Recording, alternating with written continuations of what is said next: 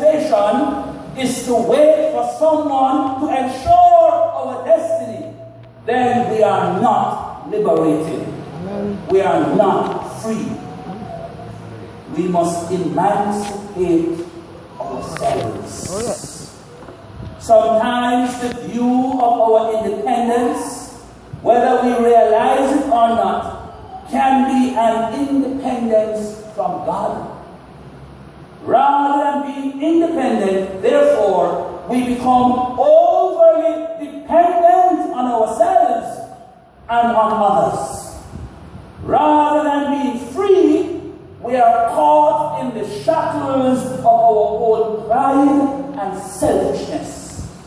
And when our leaders or we ourselves are caught up in our own pride and selfishness, it can lead to our demise and the demise of others. And I dare say it can lead to the demise of the nation.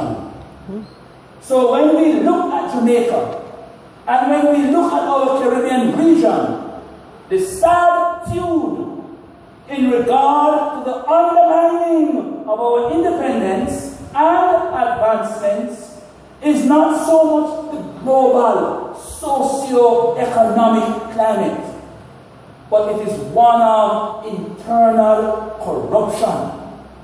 Corruptions in successive governance, as leadership continues from one generation to the next.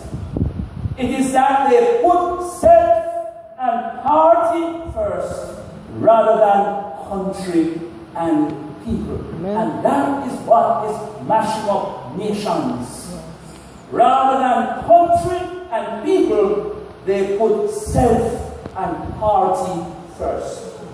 Brothers and sisters, the fathers and the mothers of our nation, just to name a few: Nanny, Sam Sharp, Taki, Sir Alexander Bustamante, Ralph Norman Manley, they have established a solid foundation on which we expect our leaders to build today.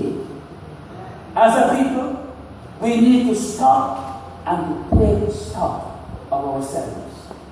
We need to examine and decide what is it we want to achieve as a people. We need to plan strategically and implement accordingly. We cannot continue the way we are going as if we are not in charge of our own destiny. Our politics must move beyond the games people play every 5 years.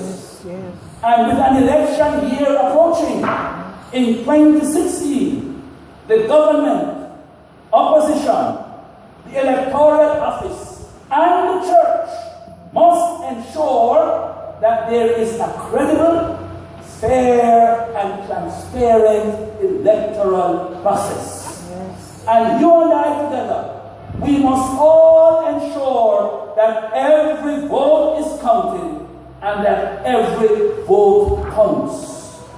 A good electoral process should begin with a good voters' registration exercise that accredits all eligible voters. There remains a challenge for us even as we speak right now.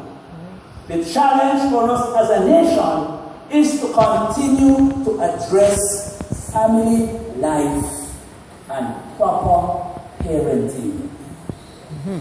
And it must be addressed with a solution-oriented basis, rather than perpetuating the failure and the choices that undermine the integrity of marriage and family life as an institution for social and civilized advancement.